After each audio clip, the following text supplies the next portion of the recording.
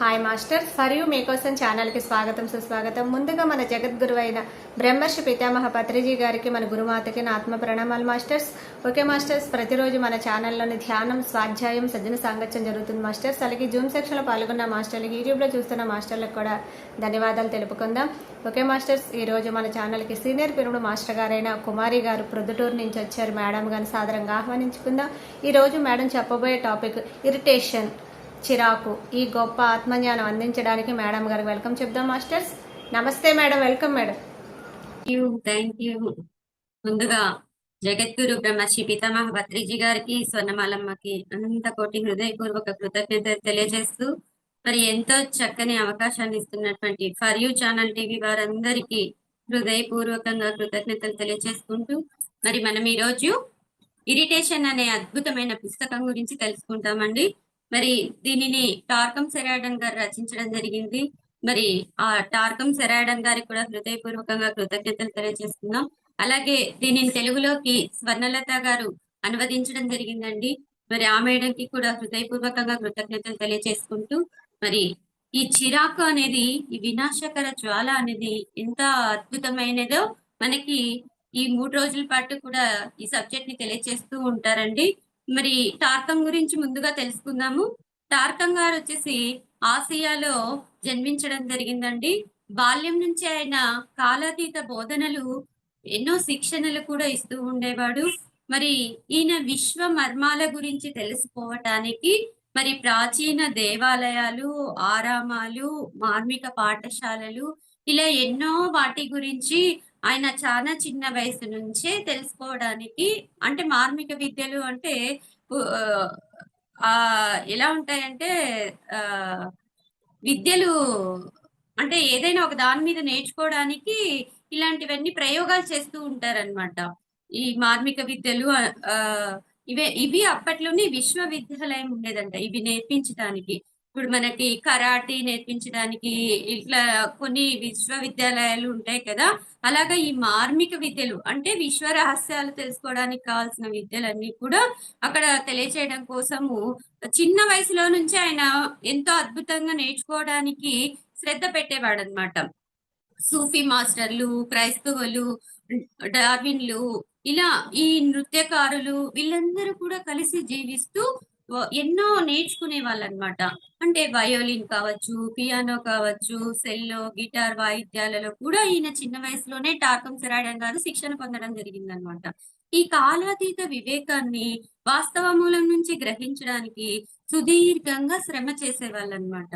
ఇప్పుడు మనం చూస్తున్నాము, మనం మామూలు పనులు చేసుకోవడానికే ఏదైనా నేర్చుకోవాలంటేనే ఆ గంట టైం పెట్టాలంటేనే మనకి ఇంట్లో పనులన్నీ చేసి చేసి చిరాకొస్తుంటది.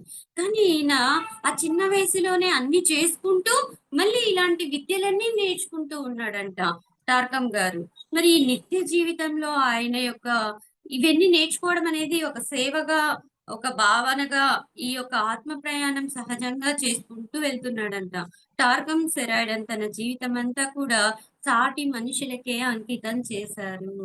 చూడండి, ఏది నేర్చుకుంటూ ఉన్నా కూడా అవన్నీ కూడా ఇతరులకు నేర్పించడం కోసమే ఆయన యొక్క సేవ అంకితం చేశారనమాట. ఈ నేర్చుకోవడాలే కాకుండా మళ్ళీ ఆయన రచనలు చేసేవాడు. ఆ సంగీత విలువలను తెలుసుకొని ఆ సిద్ధాంతాల పట్ల సంపూర్ణ అంకిత భావంతో ఉండేవాడు. ప్రపంచంలో ఉన్న అత్యున్నత, అతి సుందర, పవిత్ర సంస్కృతుల కూర్పు ఈ యొక్క భవిష్యత్ నిర్మాణానికి కూడా పునాదులు వేశాడు. ఈయన ఎన్నో గ్రంథాలను రచించాడు. మరి వాటిని వేరే భాషలలో కూడా అనువదించాడు టార్కం గారు. ఈ టార్కం గారు భావి తరాలకి ఎంతో మందికి మరి ఈ యొక్క విద్యను, సంగీతాన్ని కావచ్చు, సాహిత్యాన్ని కావచ్చు, ఇవన్నీ కూడా అందజేశాడంట. ఇంత గ్రేట్ మాస్టర్స్ కదా వీళ్ళందరూ అసలు. సూఫీ మాస్టర్లు కావచ్చు, క్రైస్తవ మార్మికులు కావచ్చు. అసలు ఒక సంగీతము, ఏదైనా ఒక విద్య నేర్చుకుంటే దాంట్లో దిగితేనే లోతు ఎంతుందో అని మనకు చెప్తూ ఉంటారు. అలాంటిది గ్రంథాలను రాస్తూ మళ్ళీ వాటిని వేరే భాషల్లోకి అనువదిస్తూ మళ్ళీ అవి ఇతరులకి కావాల్సిన విధంగా చెప్తూ, మరి మనకి చిరాకు అనే పుస్తకం కూడా అలా ఆయన రాయడం ద్వారానే మనకు వచ్చిందండి. దానిని మళ్ళీ మన పత్రి సార్ వల్ల మళ్ళీ అది తెలుగులోకి చదివే వాళ్ళు కూడా, ఇంగ్లీష్ రాని వాళ్ళు కూడా చదవడం కోసం మళ్ళీ చక్కగా ఈ యొక్క పుస్తకాన్ని తెలుగులోకి కూడా అనువదించి, మళ్ళీ ఈ పుస్తకాలు ఇలా ఆడియో రూపకంగా కూడా మన ముందుకొస్తున్నాయి. అంటే మనం ఎంత ఈజీగా, ఎంత సరళంగా వీటన్నిటిని నేర్చుకుంటున్నామనమాట. ఈ చిరాకనేది వ్యాధి లేక అనారోగ్యానికి అనేక కారణాలు ఉన్నప్పటికీ, సరిపడనంతగా నొక్కి చెప్పబడిందని, ఈ ప్రాచుర్యంగా ఈ వ్యాధి మూలం అనేక రూపాలలో దాగి ఉన్నదనే విషయాన్ని మనకి తెలియచేస్తూనే ఉన్నారనమాట. అంటే ఈ ఈ సూక్ష్మ శరీరంలో మనకు ఆందోళన కలిగినప్పుడు చిరాకొస్తూ ఉంటుంది. కోపం వలన మనకి చిరాకొస్తుంటుంది. ఒత్తిడి వలన మనకి చిరాకొస్తూ ఉంటది. ద్వేషం వలన మనకి చిరాకొస్తూ ఉంటది. ఇవన్నీ అంటే అభిప్రాయాలను తిరస్కరించడం ద్వారా మనకు చిరాకొస్తుంటది. నిందలు, నిందలకు గురైనప్పుడు కూడా మనకు చిరాకొస్తూ ఉంటది. వంచనలు, మోసానికి గురైన భావనలు, ఇలా ఒక్కొక్కరు ఈ ప్రపంచంలో ఎంతోమంది రకరకాలుగా ఈ యొక్క చిరాకుకి వాళ్ళు బలైపోతూ ఉన్నారనమాట.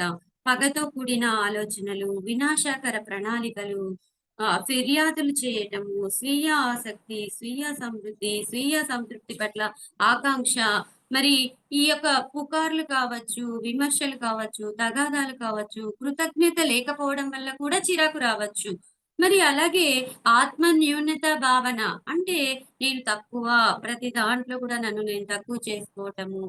మనకు మనమే ఆత్మవంచన చేసుకోవడం ద్వారా కూడా మనకు చిరాకు కలుగుతుంటుందనమాట.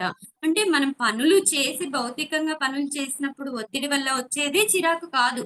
వీటన్నింటి ద్వారా వచ్చేది కూడా చిరాకే. మరి ఈ అసహనం అంటే ఏది చేసినా వాళ్ళకి లోపల అసహనంగా ఉంటుందనమాట. సంతృప్తి భావన అనేది ఉండదు. ఎంత ఉన్నప్పటికీ కూడా వాళ్ళు ఎప్పుడు కూడా ఎవరో ఒకరి మీద విసుగు పడుతుంటారు, లేదా చిరాకు పడుతుంటారు, కోపగించుకుంటూ ఉంటారనమాట కొన్ని సందర్భాలలో. మరి కొందరైతే ఎప్పుడు వాళ్ళ ఫేస్ చూసినా చిరాకుగానే ఉంటుందనమాట. అంటే ఈ భౌతికంగా చూడండి, చిన్న చిన్న విషయాలకి ఎంతో నలిగిపోతూ, ఎంతో ఇబ్బంది పడుతూ, ఇలా ఎంత బాధకి గురైతూ, అనారోగ్యానికి గురైతూ, వాళ్ళు చివరికి ఆ చావుకి దగ్గరైతూ వస్తున్నారనమాట. మరి ఈ సూక్ష్మ శరీరాన్ని తీవ్రతరం చేయటము, మరి ఇది తీవ్రంగా శబ్దాలు వినడం ద్వారా కూడా చిరాకు వస్తుంది అని చెప్తున్నారనమాట. మరి మన సూక్ష్మ శరీరంలో కూడా చిరాకు కలిగించినప్పుడే భౌతిక శరీరంలో అనారోగ్య సమస్యలు ఏర్పడతాయి అని చెప్తున్నారనమాట. ఈ చిరాకు వల్ల విష ప్రమాదం ఉత్పన్నమవుతుంది అని చెప్పి మౌర్య మాస్టర్ మనకు చెప్తున్నారు. ప్రమాదంలో పడటం అనేది చిరాకు వల్ల మన ప్రాణమయ సూక్ష్మ శరీరాలు కాలిపోవటం వలన ఆ విషం అనేది నెమ్మదిగా మన నాడీ వ్యవస్థలోకి వ్యాపించి దాని ద్వారా మన నాడీ వ్యవస్థలో విద్యుత్ ప్రవాహాలను నిరోధిస్తూ ఉంటాయి. ఇప్పుడు ఈ కరెంట్ అనేది ఉంది కదా మనకి. ఈ కరెంట్ అనేది వైర్‌లో మనకు కనిపిస్తుందా? కానీ ఆ కరెంట్ ప్లగ్ పెడితే మటుకు మనకు కావాల్సినట్లుగా లైట్లు, ఫ్యాన్‌లు, టీవీలు, ఏసీలు అన్నీ పనిచేస్తాయి కదా! లోపల ఒక కరెంట్ ఉందని మనకు కనపరాదు గదా! అలాగే మనకు చిరాకు అనేది కూడా మన లోపల ఉంది. ఆ విద్యుత్ ప్రవాహం అంటే మన లోపల శరీర అవయవాలలో రక్తం ఎప్పుడైతే ప్రసరణ జరగదో, అప్పుడు మన లోపల ఆ ఇరిటేషన్ ద్వారా కూడా ఈ యొక్క సూక్ష్మ శరీరము నశించిపోతూ వస్తుంది. దాని ద్వారా మన విద్యుత్ తరంగాలన్నీ కూడా చిన్న చిన్నగా అవి బ్లాక్ అవుతూ రావడం అనేది కూడా జరుగుతుంది. దాని ద్వారా మన బాడీ అనారోగ్య సమస్యలకి గురి అవుతుంది అని చెప్తున్నారనమాట.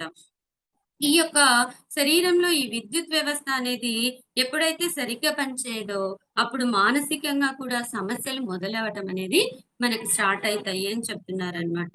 అలాగే ఈ ఈ అవయవాలు కావచ్చు, సరిగ్గా పనిచేయకపోవడం. అంటే కొందరికి చెవు వినపరాకపోవచ్చు, కొందరికి కళ్ళు కనపరాకపోవచ్చు, కొందరికి కాళ్ళు నడకలేకపోవచ్చు, కొందరికి వాపులుండొచ్చు, కొందరికి ఇలా రకరకాలుగా ఒక్కొక్కరికి ఒక్కొక్క పనితీరు సరిగ్గా పని చేయకోకుండా ఉంటాయి.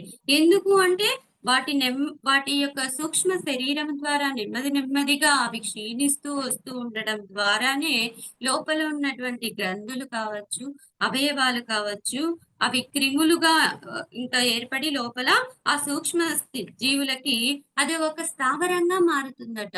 మన మన శరీరంలో ఈ యొక్క కణతలు అంటే ఏవైనా వాపులు, గడ్డలు క్యాన్సర్ గడ్డలని చెప్పేసి ఇలాంటివన్నీ మనకొస్తూ ఉంటాయి కదా! చూస్తూ ఉంటాం. ఎవరైనా వింటూ ఉంటాం కదా!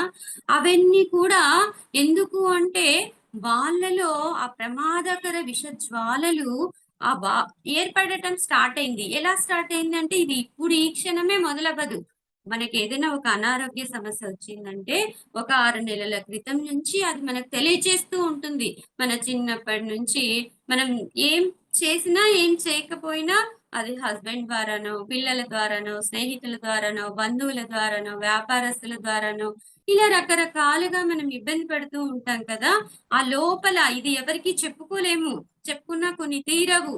దీనివల్ల లోపలనే సఫర్ అయితూ, మదన పడుతూ, మన లోపల ఆ అణిచిపెట్టుకున్న భావాలన్నీ కూడా అది ఒక చిరాకుగా ఏర్పడి, దాని ద్వారా కణితలు కూడా ఏర్పడి, దాని ద్వారా అవి విషకారకాలుగా తయారై, అదే క్యాన్సర్ రూపకంగా కూడా మారుతుంది అని ఇక్కడ చెప్తున్నారనమాట.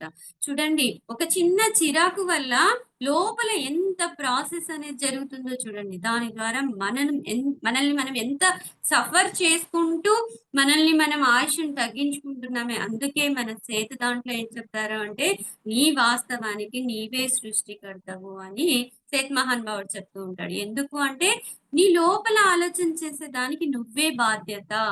నీ లోపల ఆ వినాశకర జ్వాలల్ని పంపిస్తున్నావా? మంచి ఆలోచనలను పంపిస్తున్నావా? ప్రేమ పూర్వకంగా ఉంటున్నావా? అసహించుకుంటున్నావా? మరి హేళన చేస్తున్నావా? ప్రతి ఒక్కటి మనల్ని మనం గమనించుకుంటూ, మనం ఎప్పుడైతే మారుతూ వస్తామో, అప్పుడే మన యొక్క జీవితము మనం ఎన్ని సంవత్సరాల కాలపాఠం ఉండాలన్నా కూడా, మన శరీరం పని చేయాలన్నా కూడా, మన ప్రవర్తన మీదనే మన జీవితం ఆధారపడి ఉంటుందన్నమాట. ఇంకా ఈ శారీరక, మానసిక వ్యాధుల నుంచి మనం బయటపడాలంటే, ఈ యొక్క మణిపూరక చక్రం చుట్టూ కూడా పేరుకున్న జీర్ణ వ్యవస్థలో ఇబ్బందులు, సమస్యలు అన్నీ కూడా సృష్టిస్తూ ఉంటాయి. ఇది నాడీ వ్యవస్థ అంతా పాకి ఆ యొక్క ఆరాను కలుషితం చేస్తుంది. ఇంకా ఏం చెప్తున్నారు? మనం మూలాధార చక్రంలో భయాలు ఉంటే, మణిపూరక స్వాదిష్టాన చక్రంలో మరి నెలసరికి సంబంధించిన సమస్యలు అవన్నీ కూడా అక్కడ చిరాకు తెప్పిస్తే, మరి మణిపూరక చక్రం ఏం చేస్తుందంటే, జీర్ణ వ్యవస్థకు సంబంధించిన ఇబ్బందులు ఏదైతే ఉన్నాయో, అవన్నీ కూడా ఈ చిరాకు వలన వస్తాయి.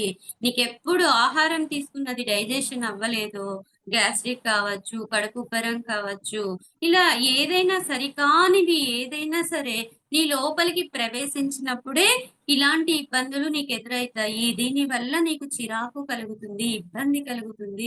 దీనివల్ల శరీరం అనారోగ్య సమస్యలకి గురి అవుతుంది అని చెప్తున్నారనమాట. అంటే అక్కడ చైతన్యం అంతా కూడా విషపూరిత జ్వాలలతో తయారైందక్కడ అని మీరెప్పటికప్పుడు తెలుసుకుంటే, ఇది డాక్టర్స్ దగ్గరికి వెళ్తే నయమవ్వదండి. అక్కడ ఏం చెప్తారు? మెడిసిన్ ఇస్తారు. ఆ మెడిసిన్ వేసుకుంటే పని చేయొచ్చు, పని చేయకపోవచ్చు.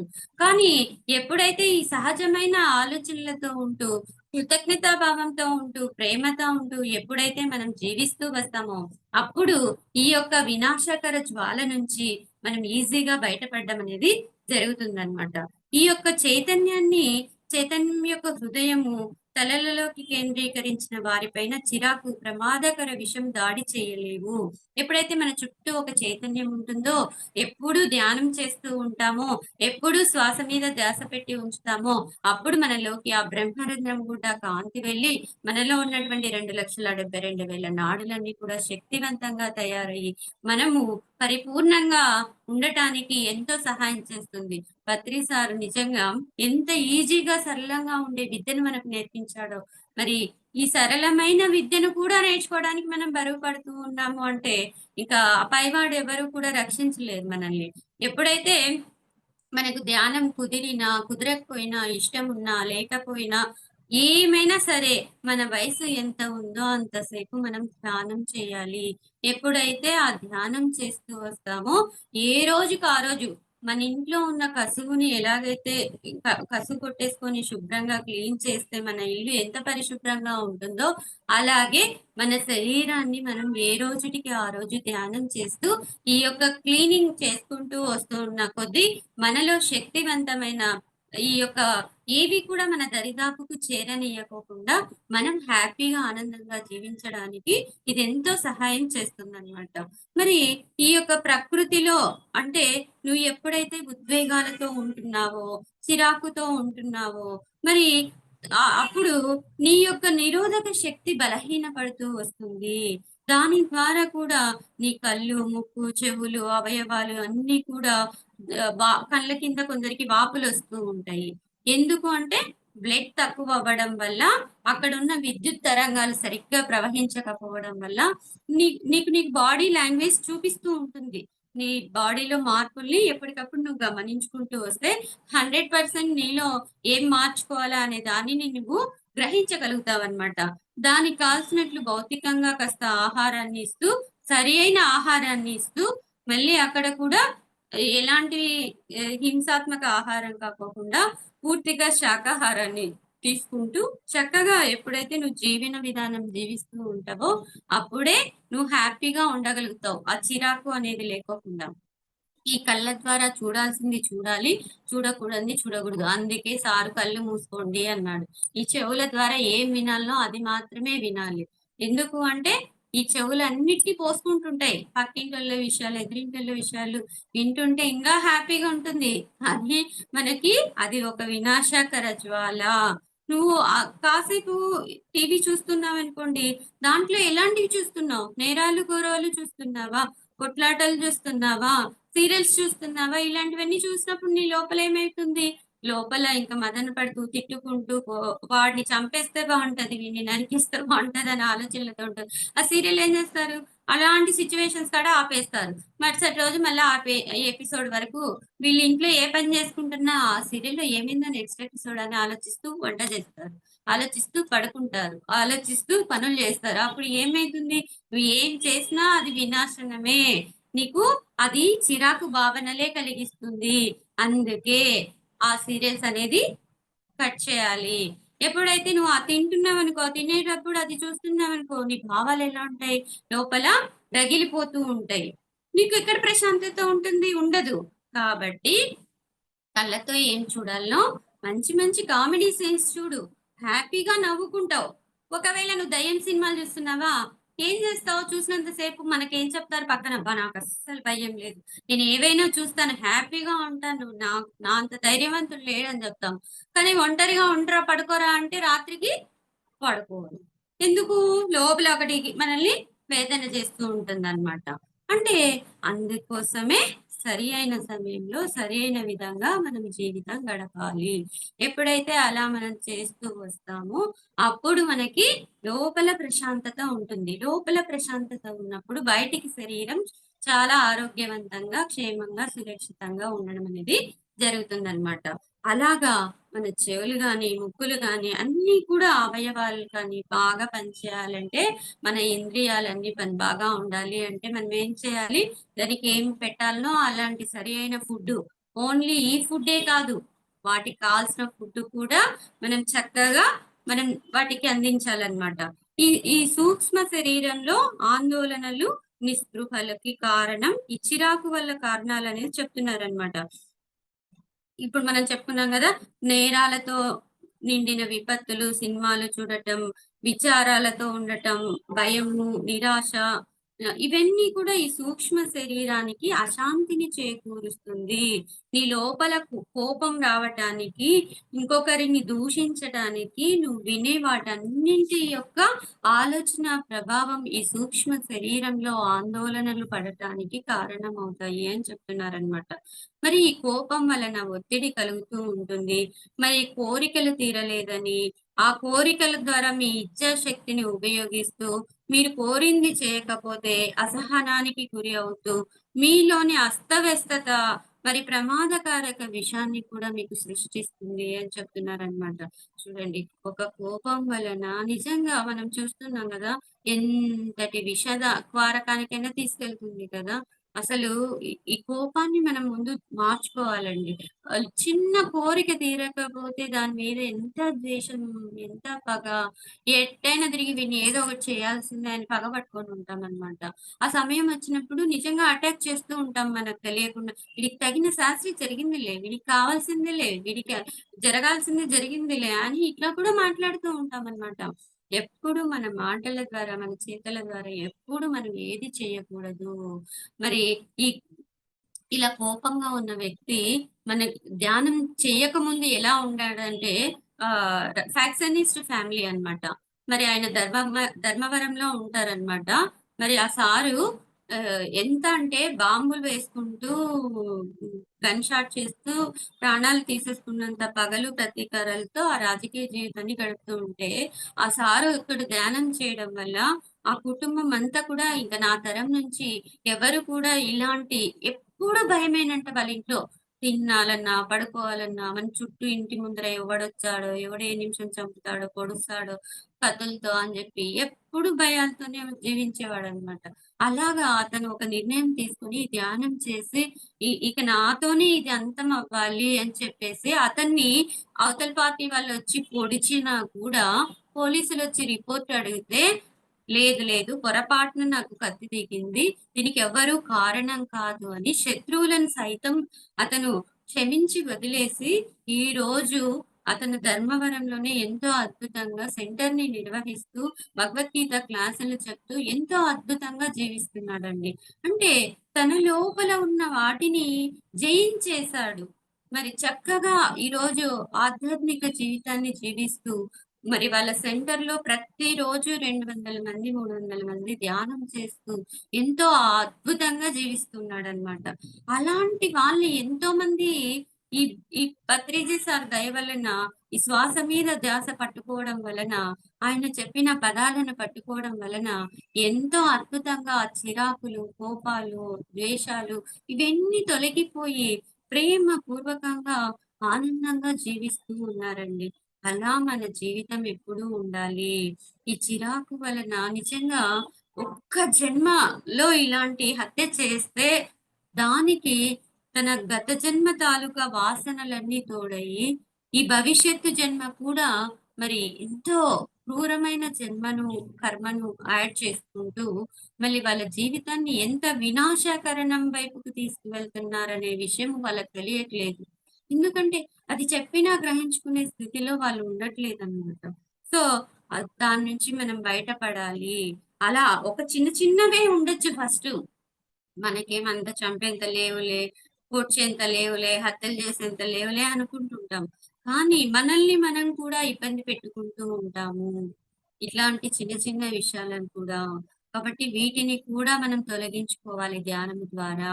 మరి మనం ఆ దేవుడి రాజ్యంలోకి మనం ప్రవేశించాలి అంటే, మనము చక్కగా సంపూర్ణమైన ఆత్మవిశ్వాసంతో మన జీవితాన్ని మనం ఆ సత్యం ఏదైతే సత్యం ఉందో, ఏదైతే ధర్మం ఉందో దాని వైపు మనము అడుగులు వేసుకుంటూ, ఎవరిని అసహించుకోకుండా, ఎవరిని తిట్టుకోకుండా, ఎవరిని హేళన చేయకోకుండా, ప్రతి అడుగు ఎంతో జాగ్రత్తగా మనం ప్రయాణం చేయాలి అన్నమాట. మరి ఇంక నెక్స్ట్ వచ్చేసి ద్వేషము, అయిష్టత. మరి ఈ ఈ యొక్క చిరాకుని, ఈ ప్రమాదకర విషాన్ని ప్రతికూల ఆలోచనలతోనూ, అనుభూతులతోనూ సృష్టించడం ద్వారా మీ సూక్ష్మ ప్రకృతిలో ఆందోళన సృష్టిస్తుంది. ఈ ద్వేషం మీ దృష్టిని మందగింపచేసి, మీ ప్రాణ వ్యవస్థలో శక్తిని సరిగ్గా పనిచేయకుండా చేస్తుంది. చూడండి. ఇంకా ఏం చేస్తుందంట, మీలో ఉన్న అయస్కాంతతను కోల్పోయేటట్లు చేస్తుంది. ఒక విధంగా మనో ఉద్వేగ నమూనా పదార్థాలను కూడా నూతన వివరణలుగా గానీ, లేదా నూతన విషయాలు గానీ ఎదురైనప్పుడు వాటిని అంగీకరించే ఆలోచన లేకుండా చిరాకుకు గురి చేస్తుంది. ఎట్లా ఉంటుంది ఈ ద్వేషము అంటే, ఒక చిన్న ఎగ్జాంపుల్ చెప్తున్నామండి. మరి ఒక అమ్మాయి అంటే, ఒక తల్లిదండ్రులకి మూడో సంతానం అన్నమాట ఆ అమ్మాయి. అయితే ఆ తల్లిదండ్రులకి మగబిడ్డ జన్మించాలి అని ఎక్కువ కోరికతో ఉన్న ఆ తల్లిదండ్రులకి మూడో సంతానం కూడా అబ్బాయే అవ్వడంతో, మరి ఆ అమ్మాయి అమ్మ కడుపులో నుంచే ఆ ద్వేషాన్ని మొదలుపెట్టేసిందనమాట. అంటే అమ్మ, నాన్న నన్ను ఇష్టపడట్లేదు. నే నేను సరిగ్గా లేనేమో, ఈ తనను తాను ద్వేషించుకుంటూ రావడం స్టార్ట్ చేసింది. ఆ అమ్మాయికి తెలీదు. పుట్టింది, పెరిగింది, పెద్దగయింది. ఈ భౌతిక జీవితంలో అమ్మ, నాన్న ఏం చేశారు? మగ పిల్లాడిలాగా ఉండాలని కటింగ్ చేపించడము, మగ పిల్లల డ్రెస్సులు వేయడము, అలాగా పెంచుతూ ఒక సడెన్‌గా ఒక 17, 18 ఇయర్స్ వచ్చేవరకే చదువులు పూర్తి చేస్తూ, ఆ అమ్మాయి ఎలా ఉండేదంటే అంతా అబ్బాయిలాగా ప్రవర్తిస్తూ ఉండేదనమాట. అలాగా తర్వాత జాబ్ తెచ్చుకునింది. అమ్మా నాన్నలని ఎప్పుడూ మెప్పించాలి, మెప్పించాలి. ఎవరినో మెప్పించాలి. అంటే ఇక్కడ ఆ లోపల నుంచి ఆ చిన్ననాటి భావాల వల్ల అలా ఉండేదనమాట. ఏది చూసినా ఒక అమ్మాయిలాగా చిరునవ్వు గాని, ఒక అమ్మాయిలాగా వంట చేయడం గాని, ఒక అమ్మాయిలాగా డ్రెస్ వేసుకోవటం గాని ఏది లేదనమాట. తనకొక పెళ్లి ఏజ్ వచ్చేటప్పటికి పెళ్లి చేద్దాం అనుకునే అబ్బాయిని చూస్తే అసలు ఆ అమ్మాయికున్న ఫీలింగ్సే రావట్లేదు అని ఆ అమ్మాయి గ్రహించిందనమాట. ఎందుకింత నాకు అలాంటి ఒక భావన ఉంది నా లోపల అని గ్రహిస్తే ధ్యాన సాధన చేయడంతో తన తల్లి గర్భం నుంచి ఆ సమస్య మోస్తున్నాను అని చెప్పి తెలుసుకొని మళ్ళీ ఆ పెళ్లిని పోస్ట్‌పోన్ చేసుకొని ఒక అమ్మాయికి ఉండాల్సిన లక్షణాలు ఏ విధంగా ఉండాలనో ఆ 18 సంవత్సరాల అమ్మాయి ఏదైతే కోల్పోయిందో, అలా మళ్ళీ చిన్నగా వంట నేర్చుకోవడం, తనని తాను ఇష్టపడడం, తనని తాను ప్రేమించుకోవడం, తల్లిదండ్రులను ప్రేమించుకోవటం, ఒక అమ్మాయికి ఉన్న సహజ లక్షణం ఏదైతే ఉందో అలా అన్నీ చేసుకుంటూ వస్తే కొద్ది రోజులకు మార్పు జరిగి, మరి ఆ ఉన్న ద్వేషాన్ని చూడండి. లోపల ఉన్న చిరాకు, ఆ ద్వేషాలను తొలగించుకోవడానికి ఆ అమ్మాయి దాదాపుగా ఒక 2 ఇయర్స్ పాటు తన మీద తను ప్రాక్టీస్ చేసుకోవడం జరిగిందనమాట. అలా ఒక నార్మల్ స్థితికొచ్చిన తర్వాతనే తను ఒక అబ్బాయిని పెళ్లి చేసుకొని హ్యాపీ లైఫ్‌నిచ్చి మళ్ళీ తను ఒక మదర్ అవ్వటానికి సిద్ధపడిందనమాట. అంత స్టోరీ ఉంటుందండి. మనకు కారణం ఎన్నో రకాలుగా ఉంటుంది. ఒక చిన్న పాయింట్ చాలు జీవితకాలం ద్వేషించడానికి గాని, అసహించుకోవటానికి గాని, దాంట్లో నుంచి బయటపడాలన్నా ఇలా ఎన్నో మన చిన్నప్పుడు ఎవరో గురువు అరిచాడనో, తిట్టాడనో, కొట్టాడనో, హేళన చేశారనో, మనం చూస్తూ ఉంటాం సమాజంలో కూడా ఎంతోమంది సూసైడ్ చేసుకుంటూ ఉంటారు. మార్కులు బాగొచ్చినా ఇంకా రాలేదని సాటిస్ఫై అవ్వకపోవటము. అలా ఎన్నో కారణాల వల్ల ఈ యొక్క చైతన్య విస్తరణను హ్మ్, తీసుకోలేక అక్కడ కొంతమంది ప్రాణాలే కోల్పోతూ ఉంటారనమాట. ఈ మనుషులందరూ కూడా నన్ను ఉపయోగించుకుంటున్నారని, అందరితోనూ వంచించుతూ ఉంటున్నారని, మోసగించబడుతూ ఉన్నారని, ఈ ఈ వ్యవస్థలో చిరాకు విషయం సృష్టిస్తూ ఉంది. ప్రతీకారం తీర్చుకోవాలని కూడా ప్రయత్నిస్తూ ఉంటారనమాట. నిజంగా అసలు మనకు తెలియదు కానీ, ఇంటి మీద వ్యామోహమో, వస్తువుల మీద వ్యామోహమో, పిల్లల మీద వ్యామోహమో, ఇలా కొంతమంది ఇంకా రకరకాల కారణాలతో ఈ యొక్క చిరాకుతో ఉంటారనమాట. ఎలా అంటే అసలు వాళ్ళ లోపల ఇట్లాంటిది ఒకటి ఉందే అని గుర్తించలేనంత ఎక్స్‌ప్రెషన్స్ పెట్టి, ముసుగులు వేసుకుంటూ వాళ్ళ యొక్క ఏమంటారు మేకప్ పైన ఒకలాగా, లోపల ఒకలాగా ఉంటూ మనకి అంత నిజంగా వీళ్ళు చాలా మంచోళ్ళు. అంటే బాగా అందంగా రెడీ అయ్యి నవ్వుతూ పలకరిస్తూ ఉన్నారంటే నిజంగా వాళ్ళకేం సమస్యలు లేవేమో! వాళ్ళింత హ్యాపీగున్నారేమో! అన్నట్లుగా ఉంటుందనమాట. కానీ అసలైన విశ్వరూపం చూస్తే వాళ్ళ లోపల ఎన్నో అలాంటివి దాగి ఉన్నాయి. వాటిని మార్చుకోలేనంతగా వాళ్ళకి చిరాకు ఉంది అని అసలు మనం గ్రహించలేమనమాట. అలాంటివన్నీ కూడా ఎన్నో విష ప్రమాదక కారక జ్వాలలు అని చెప్తున్నారనమాట. ఈ యొక్క ఫిర్యాదులు చేయటం ద్వారా కావచ్చు, మరి మనం చూస్తూ ఉంటాము. సీనియర్ మాస్టర్స్ అనుకోవచ్చు, లేదా మన తెలిసిన మిత్రులు అనుకోవచ్చు. ఇలా ఎవరో ఒకరి మీద ఎప్పుడు కూడా చాడీలు చెప్తూ ఉంటారనమాట. ఏదో ఒకటి వాళ్ళకి నచ్చలేదనో, ఇంకో కారణాలో ఏదో సమ్ చేంజ్ ఉంటది. మనిషి అన్నాక మానవుడిగా ఇవన్నీ సహజంలే అనుకుంటూ ఉంటాము. కానీ వీటి ద్వారా నువ్వు ఎంతో శక్తిని కోల్పోతున్నావు. నిన్ను నువ్వు కోల్పోతున్నావు అంటే, నీ చైతన్యంలో విస్తరణ తగ్గుతుంది అంటే, నీ లోపల ఈ తిరస్కార భావాలు, ఫిర్యాదులు చేయటము, అవమానాలు భరించాననో, ఇవన్నిటిని ఏమున్నా కూడా ఇది అస్తవ్యస్తమైన జీవితమే. ఇది అనారోగ్య సమస్యకి గురి చేస్తుంది. నీ లోపల ఆందోళనకు గురి చేస్తుంది. నీ హృదయాన్ని కలిచివేస్తుంది. కాబట్టి వీటినన్నిటి నుంచి నువ్వు ఎప్పటికప్పుడు బయటపడు అని చెప్తున్నారనమాట. దీనికి కావాల్సిందల్లా స్వీయ ఆసక్తి, స్వీయ ప్రేమ, క్షమాతత్వాన్ని ఎప్పటికప్పుడు క్షమించి వదిలేస్తూ, అందరినీ ప్రేమతత్వంతో చూస్తూ ఆహ్, పంచభూతాలను మీరు గుర్తుకు తెచ్చుకుంటే చాలు. ఆ పంచభూతాలు నీకు సమృద్ధిగా ఇస్తుంటాయి. ఎక్కడ ఆశించవు. ఏది కూడా భూమి నిన్ను మొయ్యనంటుందా? ఏమి అనదు. నువ్వు ఎంత తొక్కినా, దున్నినా ఇండ్లు కట్టుకోవాలని ఎంత దాన్ని తోడినా, ఏం చేసినా, దాన్ని ఎంత హింసించినా భూమి నిన్ను మోస్తూనే ఉంటుంది. నిన్నే గాదు, నీ కుటుంబాన్నే గూడా, నీ తరతరాల వాళ్ళను మోస్తుంది. మళ్ళీ కూడా భవిష్యత్తులో మళ్ళీ నువ్వు పుడితే కూడా మోయడానికి సిద్ధంగా ఉంటుంది. అంటే ఏది కూడా లోపల పెట్టుకోకుండా భూమాత అంత పరిపూర్ణంగా మనకి సేవ చేస్తుంది. అలాగే నీరు. ఆ నీరు కూడా అంతే అద్భుతంగా మనకు అందివ్వడం జరుగుతుంది. అసలు నీటికి దోషం అనేదే ఉండదండి. ఇంకా ఇక్కడ చెప్తున్నారు, ఈ ఈ యొక్క చిరాకనేది మనుషుల యొక్క ఆలోచన ధోరణే కాదు, నీ ఇంట్లో ఉన్న వాతావరణంలో ఉన్న వస్తువులను కూడా ప్రభావితం చూపుతుంది అని చెప్తున్నారు. మరి ఇక్కడ ఏం చెప్తున్నారు అంటే, అంటే నువ్వు ఎంత చిరాకుగా ఉంటావో, నువ్వు రోజు పడుకున్న బెడ్ కావచ్చు, నువ్వు కూర్చుంటున్న కుర్చీ కావచ్చు, నువ్వు వాడే పెన్ను కావచ్చు, అన్నిటికి అది వెళ్ళిపోతుంది. అది ఎప్పుడైతే వెళ్తుందో అప్పుడు మనం ఏం చేస్తాం? ఇప్పుడు కొంతమంది పెద్దవాళ్ళుంటారు. మన పూర్వీకులు ఏం చెప్పేవాళ్ళు? ఏదైనా ఎవరైనా మరణిస్తే గిన ఆ వస్తువులన్నీ కూడా పాడేయండి. ఎవరికైనా దాన ధర్మం చేసేయండి, ఇచ్చేయండి అని చెప్తారు. ఎందుకు అంటే వాళ్ళ జ్ఞాపకాలు అక్కడే ఉంటే మనం మదిలో తలుచుకుంటూ ఇంకా ఇబ్బంది పడుతూ, బాధపడుతూ ఉంటామని అవి ఎవరికైనా ఇచ్చేస్తే మన కళ్ళకి కనపరాకపోతే మనం మర్చిపోయి మళ్ళీ మామూలు స్థితిలో ఈ భౌతిక జీవితంలో జీవించొచ్చు అని చెప్తారు. అలాగే ఇక్కడ వస్తువులు కూడా నువ్వు వాడే కారు కావచ్చు, ఇల్లు కావచ్చు, కొన్ని వస్తువులు కావచ్చు. ఇలా అన్నీ కూడా విషకర జ్వాలకి గురవుతాయి అని చెప్తున్నారనమాట. ఒక వ్యక్తి ఉన్నాడనమాట. వాళ్ళేం చేశారంటే ఫారిన్‌కి వెళ్ళిపోతూ వాళ్ళ అక్క వాళ్ళకి వాళ్ళ ఇంట్లో వస్తువులన్నీ ఇచ్చేస్తారనమాట. ఎవరికో ఇచ్చే బదులు వాళ్ళకి ఇచ్చేద్దాంలే అని ఇస్తారనమాట. ఒక మంచి ఫర్నిచర్, కాస్ట్‌లీ ఫర్నిచర్ ఉంటుంది. ఒక 50,000, ₹1,00,000 విలువ చేసే ఫర్నిచర్. అది ఇచ్చేస్తే అది వాళ్ళ అక్క వాళ్ళు తీసేసుకుంటారు. తీసుకున్న తర్వాత వాళ్ళ అబ్బాయి ఆహ్, ఆ వస్తువుని ఎందుకో వాళ్ళ అక్క ఇంటి బయట నుంచి పక్కకు పడేస్తది. వద్దు ఇది అని. వాళ్ళ అమ్మ కాడికి మనం కొనుక్కోలేని స్తోమత ఉంది. వాళ్ళిచ్చినారు.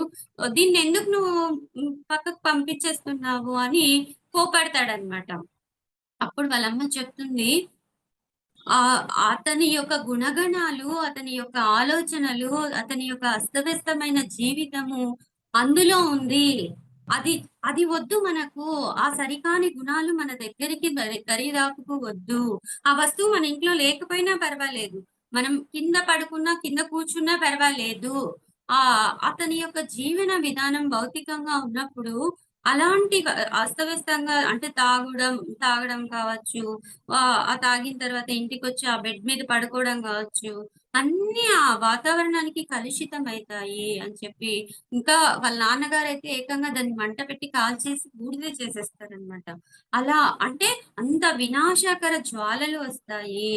ఒక చిరాకు వలన, ఒక ద్వేషం వలన ఇలాంటివన్నీ కూడా మన వైబ్స్ అన్నీ కూడా మార్చేస్తాయి అని డాల్టన్ గారు చెప్తున్నారనమాట. అంటే ఇంక మనం ఎంత జాగ్రత్తగా మన అడుగులు వేయాలి అనేది ఇక్కడ మనం తెలుసుకోవాల్సిందనమాట. ఆహ్, ఇలాంటివన్నీ ఇంకా కృతజ్ఞత పూర్వకంగా ఉండడం కావచ్చు, ప్రేమ పూర్వకమైన అవగాహన కావచ్చు.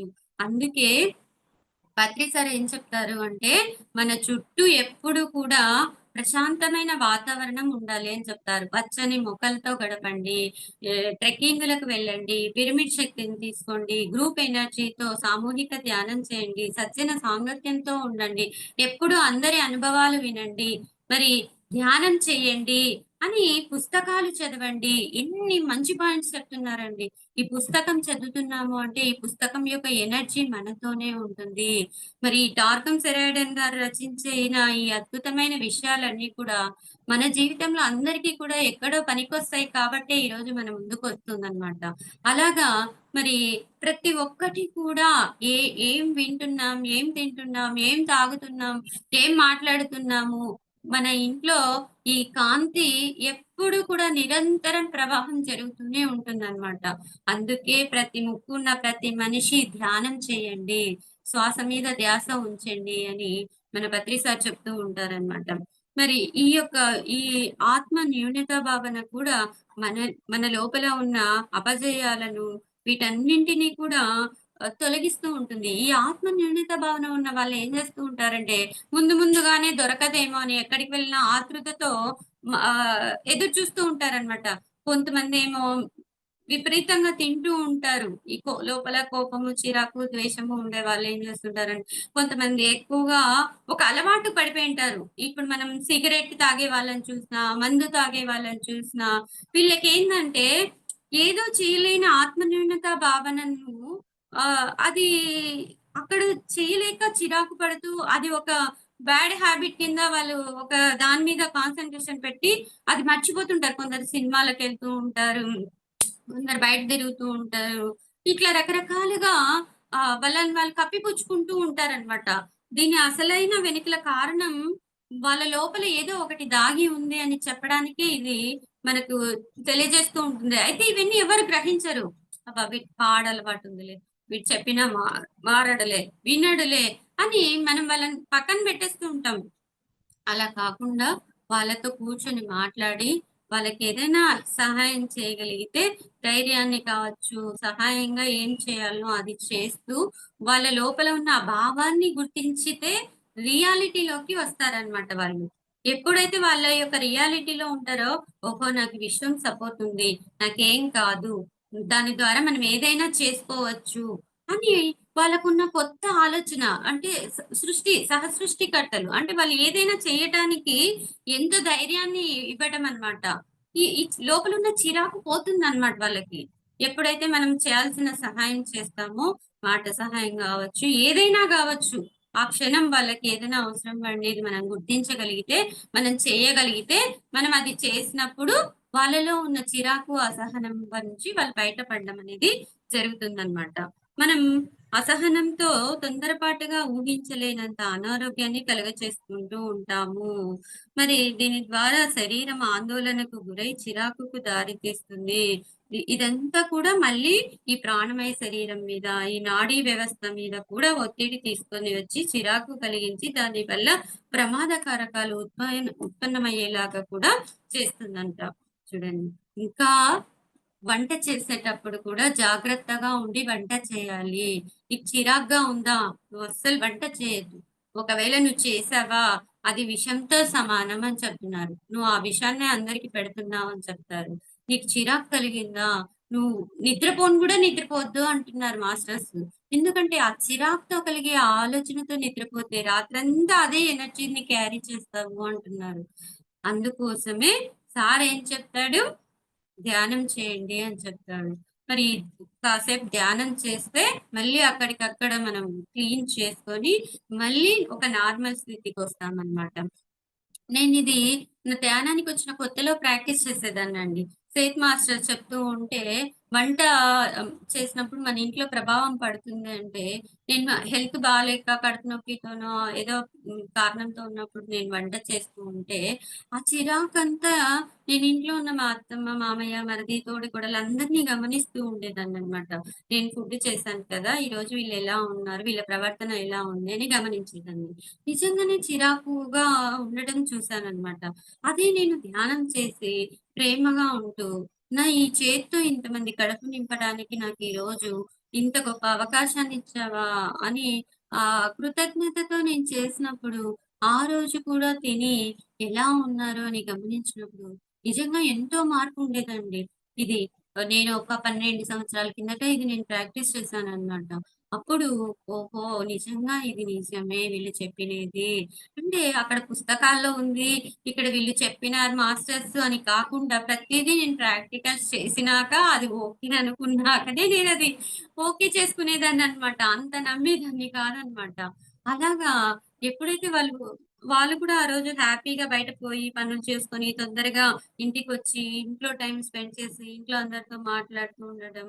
ఇలా చూసేదాన్ననమాట. అమ్మో! ఇంత రిజల్ట్ ఉందా మనం చేసే వంటకి అని.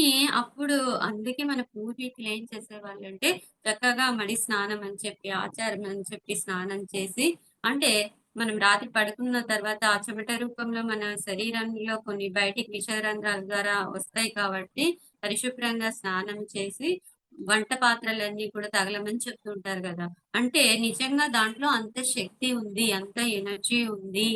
కాబట్టే మనకవన్నీ కూడా చెప్పడం జరిగిందనమాట.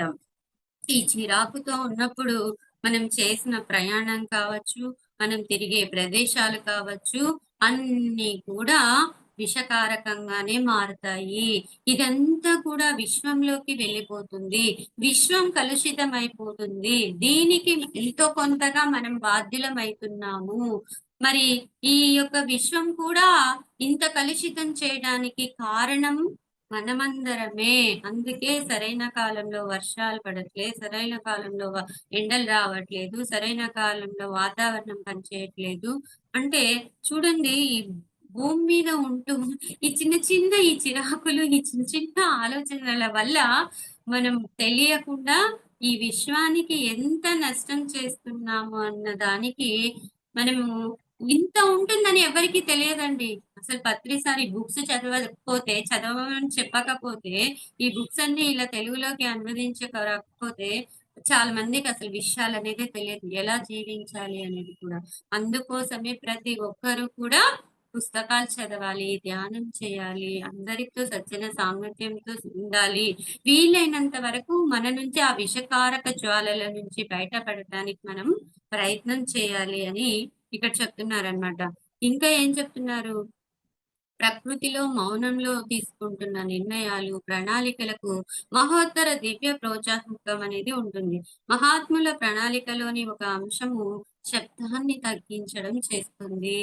చూడండి. ఇంకా ఈ యొక్క జాతుల యొక్క పరిణామానికి నాయకత్వం వహించిన ఈ ప్రాచీన బోధకులు, ఎడారులు, గుహలు, పర్వతాలలో నివసించేవారు, ఈ ప్రకృతిలో మౌనంలో ఉండేవారు.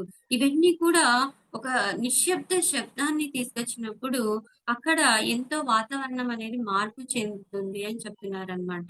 అందుకోసమే మనం ఏం చెప్తారంటే ట్రెక్కింగ్‌లకు వెళ్ళటం కానీ, అంటే ప్రకృతికి సిద్ధంగా మనం జీవన విధానాన్ని నెలలో ఒక రోజు, ఆ పౌర్ణమి రోజులలో మనం ఆ నేచర్‌లో పడుకోవడం. అంటే మనం చిన్నప్పుడు మన తల్లిదండ్రులు ఏం చేసేవాళ్ళు, మిద్దె పైకెళ్ళి చాపదిండు తీసుకొని చక్కగా ఆరుబయటన పడుకోమని చెప్పేవాళ్ళు. ఇసనకర్రతో ఇసురుకుంటూ, నానమ్మ వాళ్ళ, అమ్మమ్మ వాళ్ళుంటే కథలు చెప్పుకుంటూ చక్కగా మనం పడుకునేవాళ్ళం గదా! అలా కూడా మనకు కొంత శక్తి వస్తుంది అని చెప్తున్నారనమాట. ఎప్పుడైతే ఆ సహజంగా కళ్ళను ఆకాశము, నక్షత్రాలు అలా చూస్తూ ఉండే కొద్దీ, ఆ నక్షత్రాల యొక్క ఎనర్జీ కావచ్చు, పౌర్ణమి వేళలో వచ్చే విశ్వ కాస్మిక్ శక్తి కావచ్చు, ఇవన్నీ కూడా డైరెక్ట్ మనకి ఎనర్జీని ఇచ్చి, మన బాడీని ఇంకా శక్తివంతం చేయడానికి ఇవన్నీ హెల్ప్ చేస్తాయి అని చెప్తున్నారనమాట. ఆహ్, ఇంకా సంగీతం కావచ్చు, ఇవన్నీ మనకు తెలుసు. మంచి సంగీతం వింటున్నామనుకోండి, ఏం వినసొంపుగా ఉంటుంది. ఎక్కువ డీజే తిడ్లు అని ఇలాంటి పెద్ద పెద్ద సౌండ్ సిస్టమ్ పెట్టుకొని మనం అక్కడ ఎక్కువ గడపలేము. ఫస్ట్ బానే ఉంటుంది. ఎంజాయ్ చేస్తూ ఉంటాము. అబ్బా! ఎగరొచ్చులే అనుకుంటుంటాం. కానీ పోను ఇంగ చిరాకు, కోపము, తలనొప్పి, విసుగు ఇవన్నీ వస్తుంటాయి. అంటే ఈ శరీరము లోపల తట్టుకోలేదనమాట అంత శబ్దాన్ని. అది మనకు చిరాకుని కలిగించి మనల్ని ఇబ్బంది చేస్తూ ఉంటుంది. కాబట్టి ఆ శబ్దం అనేది కూడా మిమ్మల్ని ఇబ్బందికి గురి చేస్తుంది అని చెప్తున్నారు. అలాగే మనం ఇంట్లో గూడా చూస్తూ ఉంటాము. ఎవరైనా మనల్ని కసురుకున్నా, గట్టిగా అరిచినా, వెంటనే మన లోపల ఏమైతుంది, ఉలిక్కి పడుతుంటాం. ఆ ఉలిక్కి పడినప్పుడు లోపల ఇంకా ఆ టైంలో ఏం పని చేయలేరు కొందరైతే. ఏడుస్తూ ఉంటారు. లేదా ఒక మూలన పోయి కూర్చుంటారు.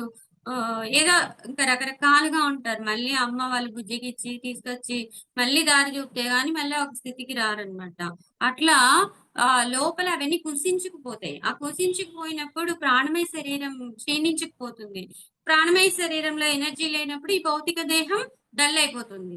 ఎప్పుడైతే ఆ శరీరం డల్ అయిపోతుందో అప్పుడు మనం ఇంకా మన ప్రయాణానికి దగ్గరైతుంటామనమాట. అన్నిటికి మన ఆలోచనే కారణం. మన ఆలోచనలో నాణ్యత ఉండాలి. మన ఆలోచనలో కృతజ్ఞత ఉండాలి. మన ఆలోచనలో నిర్మలత్వం ఉండాలి. మన ఆలోచనలో మనకు స్వస్థత అనేది ఉంది అని చెప్తున్నారనమాట.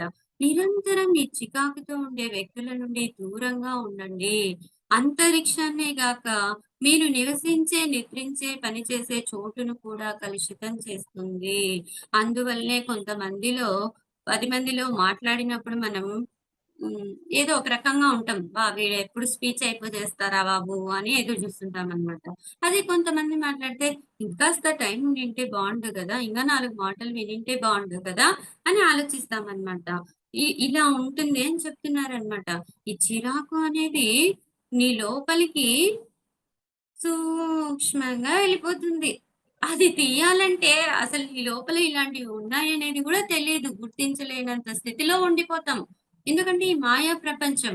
ఎంతసేపు ఈ భౌతిక జీవితం మీద అది లేదు, ఇది లేదు, అది కావాలి, ఇది కావాలని మనం ఏడుస్తూ ఉంటాం. ఇంకొకరిని చూస్తూ ఉంటాం, దుఃఖపడుతూ ఉంటాం. ఇంక బయటుండేటివే ఇన్ని లేవని కోరికలు, ఆలోచనలతో ఉంటే, మన లోపలే ఇంత దరిద్రంగా ఉన్నాము. ఇంత ఘోరంగా ఆలోచిస్తున్నాము. వీటిని పక్కకేసుకోవాలి అని చెప్పే మహానుభావులు ఎవరొస్తారు? మన లోపలికెళ్లి దూరి మనం చూసుకోకపోతే, అది ధ్యానం ద్వారా మన లోపలికి మనం ప్రయాణం చేసి, మనం వెళ్లి, మనం మార్చుకొని, నిజమే కదా!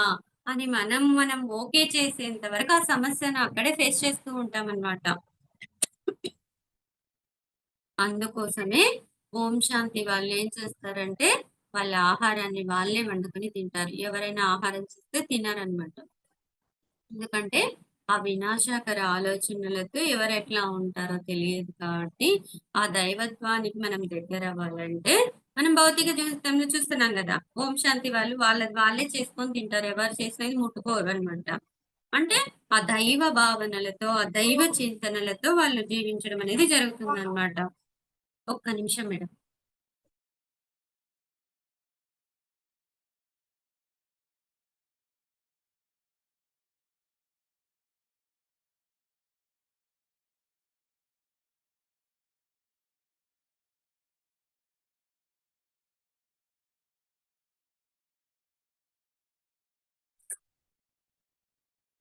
పర్లేదా మేడం? అలాగే పర్లేదా లేదు లేదు. చెప్తారా? లీవ్ ఆ! అవుతుందా? Okay madam. ఇంకా 10 నిమిషాలే ఉందిలే మేడం. ఇంకా 10 నిమిషాలు. హ్మ్. ఈ ముఖం పైన మనం ముద్దు పెట్టినప్పుడు కానీ, ఈ లైంగికత ద్వారా కానీ, ఈ యొక్క వస్తువులను మనం పారవేసినప్పుడు కానీ, ఆ పెన్నులు, పెన్సిల్లు, పుస్తకాలు కూడా దాంట్లో కూడా చిరాకు తత్వం అనేది ఉంటుంది అంటున్నారనమాట. ఆహ్, ఎవరైనా ముద్దు పెట్టినప్పుడు అప్పుడు కూడా ఆ చిరాకు అటాక్ అయితుంది అని చెప్తున్నారు. మరి ఎంత ఘోరంగా ఉందంటే నిజంగా తెలిస్తే అసలు మనం జీవించలేమనమాట. అంటే అంత ఎరుకతో ఉంటూ, గమనించుకుంటూ ఉండడం మనం చేయాలనమాట. మరి ఈ లైంగికత అనేది కూడా ఇలాంటి ఆలోచన ధోరణులు కలిగిన వ్యక్తులే అలాంటి ప్రమాదకారకాలు జరగడానికి కారణమవుతున్నాయి. అంటే ఆల్రెడీ వాళ్ళలో ఈ చిరాకు, విష విషపు ఆలోచనలు వాళ్ళలో ప్రవేశించిన తర్వాతనే ఈ యొక్క లైంగిక ఇబ్బందులకు సంబంధించిన ప్రమాదాలు కూడా జరుగుతున్నాయి అని. అంటే ఒక ఆలోచననే వాళ్ళకి మొదలైంది. అక్కడ నుంచి అక్కడ ఏదో చిరాకు, ద్వేషము వాళ్ళలో మొదలైతుంది. అక్కడి నుంచి వాళ్ళు దాంట్లో ఇంకా డెప్త్‌గా ఎళ్ళిపోతూ ఉండడం అనేది జరుగుతుందనమాట. నీరు అనేది ఎప్పుడు కూడా ఏం చేయలేదు. ఇప్పుడు వస్తువుల గురించి చెప్పుకున్నాం గదా! కానీ నీళ్ళకేమి దోషం ఉండదు అంటున్నారనమాట. నీళ్ళది ఏ విషము దాంట్లోకి సరస్సులు కావచ్చు, నదులు కావచ్చు, సముద్రాలు కావచ్చు, ఇలాంటివన్నీ కూడా ఎప్పటికప్పుడు అది క్లీన్ చేసుకుంటూ ఉంటుందనమాట. వాటర్‌కనేది దోషం అనేదే ఉండదు అని చెప్తున్నారనమాట. నీటి ద్వారా ఆశీర్వాదాలు మాత్రమే ఉంటాయి. ఒక పవిత్రుడు మునిగినప్పుడు ఆ సరస్సు ఆశీర్వాదాలతో పూరించబడుతుంది అని చెప్తున్నారు. మునిగిన వారందరికీ ఆశీస్సులు లభిస్తూ ఉంటాయి. సరస్సులో చేరిన విషము చర్మం ద్వారా ఎవరికీ ప్రసరించదు. ఆ నీరు తాగిన వారికి అది హాని చెయ్యదు అని చెప్తున్నారు. ఆ మనిషే ఆ చిరాకుగా ఉన్న ఆ మనిషే మనం నదీ స్నానాలు అందుకే మనం ఎప్పుడైనా మనకు ఛాన్స్ దొరికినప్పుడు నదీ స్నానాలు మనం చేయాలి. ఆ నదీ స్నానాలు చేయడం ద్వారా మనలో ఉన్నటువంటివి కలుషితం అయితాయి. అంటే క్లీన్ చేయబడుతుంది. ఎందుకు అంటే ఇప్పుడు నదీ ప్రవాహాలలో మనం ఇప్పుడు నిన్న గణేషుని నిమజ్జనం చేశారు. అందులో ఏం చేస్తున్నారు? పత్రి అంతా కూడా నీళ్ళల్లో ఏసేస్తారు. అవునా? మనం ఏమనుకుంటున్నాం? కలుషితం అవుతుంది అనుకుంటున్నాం. కానీ దాంట్లో వాడే ఆకులు దాంట్లో ఒక్కొక్క చెట్టులో, ఒక్కొక్క ఆకులో ఒక్కొక్క ఎనర్జీ ఉంది. దాని ద్వారా ఆయుర్వేదికంగా మనకు వనమూలికలతో మెడిసిన్ కూడా తయారు చేస్తూ ఉంటారు. అలాగే దాంట్లో జామాకులు కావచ్చు, దానిమ్మ ఆకులు కావచ్చు, రకరకాల ఆకులు మనం ఏమంటారు? 9 రకాల పత్రి అంటాం కదా! ఆ ఆకులన్నీ ఆ ఆకులన్నీ కూడా నీళ్ళల్లో పడినప్పుడు దాంట్లో ఉన్న పోషకాలన్నీ కూడా వాటర్‌కి పోతాయి. ఆ వాటర్ ద్వారా మనం స్నానం చేయడం ద్వారా, మునగడం ద్వారా కూడా మనలో చర్మ సమస్యలు ఏదైనా ఉన్నా కూడా అవి క్లీన్ అయితాయి అని చెప్తున్నారనమాట. ఇంగా మనం చూసినాం. ఆ నీటి ద్వారా ఎంత ఎనర్జీ ఉంటదని. పూర్వీకులు, మునులు వాళ్ళు కమండలంలో నీళ్లు పెట్టుకుని ఉంటారు. ఆ నీళ్లు వాళ్ళకి చల్లితే ఏమైతుంది? వాళ్ళ ఆలోచన ద్వారా క్రూరంగా శపించాలని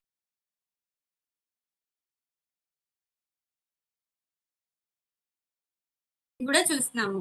అంటే ఈ యొక్క నీటికి ఏ దోషము ఎప్పుడూ లేదు అని చెప్తున్నారనమాట. మన శరీరం నిండా ఈ ప్రమాదకర విషాలు నింపుకున్న వారితో సన్నిహిత సంబంధాలు కలిగి ఉన్న వ్యక్తులు వాటి నుండి వెలువడే విష పదార్థాల వల్ల ఆ వ్యక్తి ప్రమాదానికి గురి అవుతూ అందమైన ముఖము, చక్కటి వస్త్రధారణ, గొప్ప హోదా, బిరుదులు కలిగి ఉన్న వారిలో విషం లేదు అనే హామీ ఏమీ లేదు. న్యాయస్థానాలు కావచ్చు, చెరసాలాలు కావచ్చు, తీవ్ర ప్రమాదకారక విషాన్ని వెదజల్లేటివి కావచ్చు, ఏదైనా సరే ఒత్తిడులు, తగాదాలు, పోరాటాలతో నివసించిన వారి ఇల్లు కొనడానికి ఇష్టపడని వారు కావచ్చు, ఇంట్లో ఉన్న వారిని కావచ్చు. ఇలా అభిప్రాయాలతో ఈ సమాజము ప్రతీదీ కూడా సంతృప్తికారకంగా లేకపోవచ్చు అని చెప్తున్నారు. ఎందుకంటే ఇప్పుడు కొన్ని ఇల్లులున్నాయి. అమ్మబడును అని బోర్డ్ పెడతారు. ఆళ్ళు ఏం చేస్తారంటే అమ్మడానికి ఇష్టపడరు. కానీ లోపల పరిస్థితుల వల్ల ఇంక తప్పదు అన్నట్లు దాన్ని బేరం పెట్టేస్తారు. కానీ చాలా మంది ఇంటిని చూసి కొంటూ ఉంటారు. వాళ్ళు ఆ కుటుంబంలో ముందు ఎవరు నివసించారు? ఎలా ఉండేవాళ్ళు? ఇట్లాంటివన్నీ కొంచెం గమనించుకొని కొంటారనమాట. దాంట్లో ఎవడైనా కాల్చుకొని చచ్చిపోయినాడన్నా, ఉరేసుకొని చచ్చిపోయినాడన్నా, లేదా ఏదైనా ఇబ్బంది అప్పుల పాలైనారన్నా, ఇట్లాంటి రకరకాల కారణాలు, చిరాకులతో ఆ కుటుంబం జీవించిపోయింది అంటే, ఆ ఇంటిని కొనడానికి ఇష్టపడరు. ఇంకా కొంతమంది ఏం చేస్తారు, అక్కడేదో దయ్యాలు తిరుగుతున్నాయంట, భూతాలు తిరుగుతున్నాయంట, అక్కడ నిద్ర పట్టదు, మనశ్శాంతి లేదు. అట్లాంటివి మనం కొనుక్కొని మళ్ళా మనం ఎందుకు ఇబ్బందులు అవ్వాలి? ఇట్లా సరికాని అభిప్రాయాలు ఏర్పరచుకుంటూ కూడా కొంతమంది చిరాకుతో అట్లాంటివుంటాయి. అంటే ఇంటికి దోషముంది, వస్తువులకు ఉంది. ఇవన్నీ రిసీవ్ చేసుకునే కెపాసిటీ ఉంది కాబట్టే మనం ఏం చేయాలా, మన ఇంటిని ఎప్పుడు కూడా పవిత్రమైన దేవాలయంగా భావించాలి. మనం ఎప్పుడు కూడా మన ఇంటిని ఎప్పుడు ఎనర్జీ వైబ్రేషన్స్‌తో ఉంచాలి. ఎనర్జీ వైబ్రేషన్స్‌తో ఉంచాలంటే ఎప్పుడు మన ఇంట్లో చక్కని మ్యూజిక్ నేనదే చేసేదాన్నండి. ఈ 17, 18 సంవత్సరాల జీవితం అంతా కూడా నేను నివసిస్తున్న ఇంట్లో ప్రతిరోజు మా ఇంట్లో ధ్యానం ఉంటుంది. ప్రతిరోజు మా ఇల్లు సెంటర్ కాబట్టి చక్కగా ఎంతోమంది ధ్యానం చేయడానికి వచ్చేవాళ్ళనమాట. ఇంట్లో అడుగుపెడుతున్న క్షణం నుంచి వాళ్ళు చాలా ప్రశాంతతను ఫీల్ అయ్యేవాళ్ళు. ఎందుకంటే నా హస్బెండ్ కానీ, నేను కానీ ఎక్కడ డిస్కషన్స్ ఉండవు, గొడవలుండవు. పెడితే టీవీ పెడతాము, సంగీతం వింటాం, లేదా జోక్స్ ఉండేటివి వింటాము. ఎవరైనా వస్తే సలహాలిచ్చి హ్యాపీగా పంపించేస్తూ ఉంటాము. పిరమిడ్ ఎనర్జీ ఉంటుంది. కాబట్టి ఇంటికి ఎవరైనా వస్తే వాళ్ళ సమస్యలు ఆటోమేటిక్‌గా వెళ్ళిపోయేటివన్నమాట. వాళ్ళు తిరిగి వచ్చి స్వీట్ హార్ట్ తీసుకొని వచ్చి మేము మిమ్మల్ని కలిసిన తర్వాత మాలో ఎన్నో మార్పులు జరిగాయి అని హ్యాపీగా రిసీవ్ చేసుకునేవాళ్ళన్నమాట. నేను అనుకునేదాన్ని ఏముంది ఇది పాతకాలం ఇల్లే కదా! ఏం గొప్పగా లేదు కదా! ఎందుకు దీన్ని ఇంతగా ఇష్టపడుతున్నారు అనుకునేదాన్నన్నమాట. నాకర్థమైంది ఏంటంటే, కళ్ళు మూసుకొని ధ్యానం చేస్తే, ఈ ఇప్పుడు నేనైతే ఏ ప్లేస్‌లో అయితే కూర్చొని ఉన్నానో, ఇది ఒకప్పుడు ఆది శంకరాచార్యులు గారు ఇక్కడ నివసించి వెళ్లారు అనే ఒక ఇది వచ్చిందనమాట. నిజంగా ఇది నిజమేనా? అని మళ్ళీ మేము ఎప్పుడైతే ఇది ప్రశ్నించుకున్నానో, మాకు ప్రొద్దుటూరులో రామేశ్వరం అని ఉందన్నమాట. ఆ రామేశ్వరంలో శివలింగ ప్రతిష్టాపనకి ఈ ఆది శంకరాచార్యులు వచ్చారనేసి అక్కడ ఆహ్, పటాల రూపంలో ఎవరెవరు దర్శించారు ఈ గుడిని అని కొందరు పెట్టుకుంటూ ఉంటారు కదా! అలా దాంట్లో అది వచ్చిందన్నమాట. ఆది శంకరాచార్యుల చేతుల మీదుగా ప్రతిష్టాపన జరిగింది అని చెప్పేసి. ప్లస్ ఇంకా వచ్చేసి మా వీధికి ఇప్పుడు సుందరాచార్యుల వీధి అనే పేరుతో ఉంది. ఒకప్పుడు ఇది ఆచార్యుల వీధి అన్నమాట. అయితే ఇక్కడ బ్రాహ్మణ్స్ అంతా నివసించే వాళ్ళంట. అప్పటి కాలంలో వాళ్ళున్న తరంలో. అప్పుడు ఆ బ్రాహ్మణ్స్ నాకనిపించింది. ఈరోజు పత్రి సార్ వస్తే మన ఇంటికి రా అని పిలిస్తే సార్ వస్తున్నాడు కదా! ఒక గురువు మన ఇంట్లో అడుగు పెడుతున్నాడు కదా! ఏమో అప్పటి కూడా ఆ ఆది శంకరాచార్యులు అలా ఎవరైనా పిలిచుంటే ఇక్కడ గడిపిన క్షణాలేమో నిజమే ఉంటది. అందుకే ఇంత వైబ్రేషన్స్ తో ఉంది ఈ హౌసు అని నాకనిపించేదన్నమాట. అయితే దీని ద్వారా ఎన్నో సరికానివి అంటే ఎన్నో ఎదుర్కొంటూ వస్తూ ఉన్నాము. అయితే ఒకానొక రోజుకి నేనెప్పుడైతే మళ్ళీ ధ్యానం చేస్తూ ఉన్నానో, ఈ ఇల్లు రిపేర్ చేస్తూ ఉన్నానో, అంతగా దుమ్ముగా ఉన్న సమయంలో కూడా మేమొచ్చి కాసేపు ధ్యానం చేసుకొని వెళ్తామండి అని వచ్చేవాళ్ళు. వాళ్ళు కూర్చోడానికి ఆ కొంచెం ప్లేస్ క్లీన్ చేసి కూర్చోబెట్టేదాన్ననమాట నేను. అలాగా ఎన్ని వచ్చినా కూడా దాన్ని తట్టుకొని మళ్ళీ దీన్ని ఒక అందమైన రూపంగా అంటే ఎక్కడ విసుగు, చిరాకు లేదనమాట. ఆ టైంలో కూడా చక్కగా ధ్యానం చేసేదాన్ని. ఇంకా నేను బయటికి వెళ్ళలేని స్థితిలో కూడా ఫోను చేసి ఇలాగే ఈరోజు ఎలా అయితే పుస్తక సాంగత్యం జరుగుతుందో, అలాగే నేను ఒక ఫ్రెండ్‌కి ఫోను చేసి పుస్తకం వినిపించేదాన్ననమాట. ఇంట్లో ఒక పక్క రిపేర్ జరుగుతూ ఉంది. నేను ఒక పక్క సజ్జన సాంగత్యం కూడా చేస్తూ ఉన్నాననమాట. దీనివల్ల అక్కడ నాకు తెలియకోకుండానే పైన మా తోడికోడలు ఈ పుస్తకం వింటూ ఉండేదట. అలాగే మా ఇంట్లో పనిచేసే వాళ్ళు వినేవాళ్ళంట. అలాగే మా హస్బెండ్ వినేవాడు. నాకు ఉపయోగపడేది. అలాగా ఈ సజ్జన సాంగత్యం అనేది మనకున్న సిట్యుయేషన్స్ మధ్యలో మనం ఇలాంటిదొకటి చేసినప్పుడు మనం ఆలోచన విధానంలో ఎన్నో మార్పులను తీసుకురావడం అనేది జరుగుతుందనమాట. దాని ద్వారా మనలో ఉన్న ఒత్తిడులు, ఆందోళనలన్నీ కూడా వెళ్ళిపోవడం అనేది జరుగుతుందనమాట. ఇలా మనం ఏం చేసినా కూడా మంచి అభిప్రాయంతో ఎప్పుడైతే చేస్తూ వస్తామో నేననుకునేదాన్ని, నేనే కాదు నా తర్వాత ఇక్కడ ఏ తరం వాళ్ళొచ్చినా కూడా ఇంతే ప్రశాంతతతో, ఇంతే ఆనందంగా, ఇంతే హ్యాపీగా జీవించాలి అని కోరుకునేదాన్ననమాట.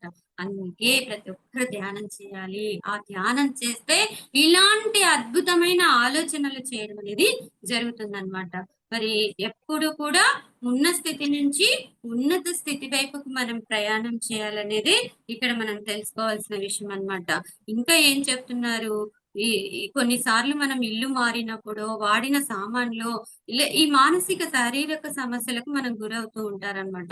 కొంతమంది ఏం చేస్తారంటే ఇల్లు మారాలంటే మారలేరు. ఎందుకంటే సెంటిమెంట్‌తో అబ్బా! 10 ఏండ్లయింది. నాకు బాగా అలవాటైంది. నాకు మారటానికి ఇష్టం కావట్లేదు అని బెంగ పెట్టుకుంటూ ఉంటారనమాట.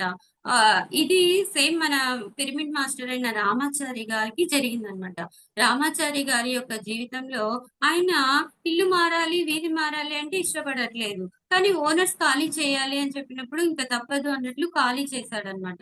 తను షిఫ్ట్ అయిపోయాడు. ఇంకా షిఫ్ట్ అయిపోయి ఒక 6 నెలల తర్వాత మళ్ళీ ఎప్పుడో ఆ ఏరియాలో కనిపిస్తే ఓనర్ చెప్తున్నాడంట, "ఈ ఏరియాలో వాటర్ బంద్ అయిపోయాయి. నువ్వున్నప్పుడు చాలా హ్యాపీగా ఉండేది. నువ్వు ధ్యానం అన్నావు కదా! ఆ ధ్యానం ద్వారానే మన ఏరియా అంతా కూడా చాలా బావుండేదేమో. అప్పుడే బావుండేది" అని చెప్పాడంట. అంటే చూడండి ఒక పిరమిడ్ మాస్టర్ ఉంటే ఆ వీధి అంతటికి కూడా అన్ని కిలోమీటర్స్ వరకు కూడా ఆ ఎనర్జీ అనేది వెళ్తుందనమాట. ఒక ఇంట్లో పిరమిడ్ ఉన్నా కానీ, లేదా ధ్యానం చేస్తున్న వ్యక్తి ఉన్నా కానీ, లేదా ఇట్లా గ్రూప్ మెడిటేషన్స్ జరుగుతున్న సామూహికంగా గానీ, ఈ ఇలాంటి పీఎంసీ ఛానెల్స్ ద్వారా కానీ, జూమ్ సెషన్స్ ద్వారా కానీ, ఏదైనా సరేనండి. ఈ ఆధ్యాత్మికత అనేది మనం ఒక చోట మనం అది చేసినప్పుడు దాని చుట్టూతా ఎన్నో వైబ్రేషన్స్ ఉంటాయండి.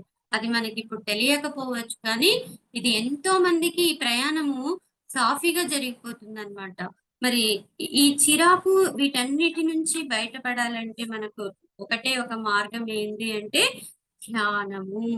మరి ఇవన్నీ కూడా మన జీవితంలో ఎంతో అద్భుతంగా అంటే మనం మారటానికి ఉదయం లేచింది మొదలు రాత్రి పడుకునేంత వరకు మనం ఎలా ఉంటున్నాము అని మనల్ని మనం ఎప్పుడు చెక్ చేసుకుంటూ మన మాటల ద్వారా కానీ, మన ఉపన్యాసాల ద్వారా కానీ, మన కాంతి ద్వారా కానీ, మన ఆశీర్వాదాల ద్వారా కానీ, ఈ చీకటి విషాల నుంచి అంటే మనం ఎప్పటికప్పుడు మన లోపల ఉన్న అజ్ఞానాన్ని తొలగించుకుంటూ, మన లోపల ఉన్న ఈ విషకారకాలను తొలగించుకుంటూ, ఎప్పుడు కూడా మనల్ని బలహీనంగా చేస్తున్నటువంటి వాటి నుంచి బలహీనమైన వాటి వైపుకు మనం ప్రయాణం చేస్తూ, మనలో ఉన్న వ్యామోహాలు, మనలో ఉన్న భ్రమలు, మనలో ఉన్న సరికాని లక్షణాలన్నింటినీ, మనలో సరికాని అభిప్రాయాలను, మన మీద ఎవరో రుద్ది పెట్టిన ఆలోచనలను, తగాదాలు, కొట్లాటలు, ఈ బంధాల నుంచి వీటన్నిటి నుంచి మౌనంగా ఉంటూ, సాక్షిగా ఉంటూ, మరి దేని మీద మనం ప్రభావం పడకుండా, ఎవ్వరిని మనం ఏ హాని చేయకుండా, అట్‌లీస్ట్ మన ఆలోచన కూడా, మన శ్వాస కూడా అంత స్వచ్ఛంగా ఉండాలి అని మనకి ఇది చెప్తున్నారండి. ఈ బుక్ ద్వారా తెలియజేస్తున్నారండి. ఈ చిరాకు పడే ప్రతి విషయం పట్ల మనం ఎంతో జాగ్రత్త వహించాలి అని చెప్తున్నారనమాట. మరి ఈరోజు నాకు ఈ చిరాకు గురించి చెప్పడానికి ఇంత చక్కని అవకాశాన్ని ఇచ్చిన ఫర్ యూ ఛానల్ వారందరికీ పేరు పేరున హృదయపూర్వకంగా కృతజ్ఞతలు తెలియజేసుకుంటూ మిగతాది మనం నెక్స్ట్ సెక్షన్ లో తెలుసుకుందామండి. మరి మరొకసారి వింటున్న మాస్టర్స్ అందరికీ కూడా పేరు పేరున హృదయపూర్వక కృతజ్ఞతలు. Thank you so much madam. Thank you madam, thank you so much madam. For you మీకోసం మన ఛానల్కి వచ్చి ఎంతో గొప్ప ఆత్మజ్ఞానం అందించిన మాస్టర్లందరికీ, కుమారి గారికి, తులసి గారికి, ఉదయలక్ష్మి గారికి ధన్యవాదాలు తెలుపుకుందాం మాస్టర్స్. అలాగే ప్రతినిత్యం ధ్యానం, స్వాధ్యాయం, సజ్జన సాంగత్యం చేస్తూ ప్రతి ఒక్కరికి ఈ జ్ఞానం అందరికీ పంచుతూ ముందుకెళ్దాం మాస్టర్స్. Thank you masters.